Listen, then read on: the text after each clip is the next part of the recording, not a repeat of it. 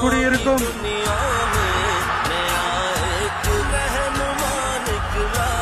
எனது அன்பான இஸ்லாமிய பெருமக்கள், உங்கள் அனைவருக்கும் என்னுடைய வணக்கம். மாமனிதர் நபிகள் நாயகம் அவர்களுடைய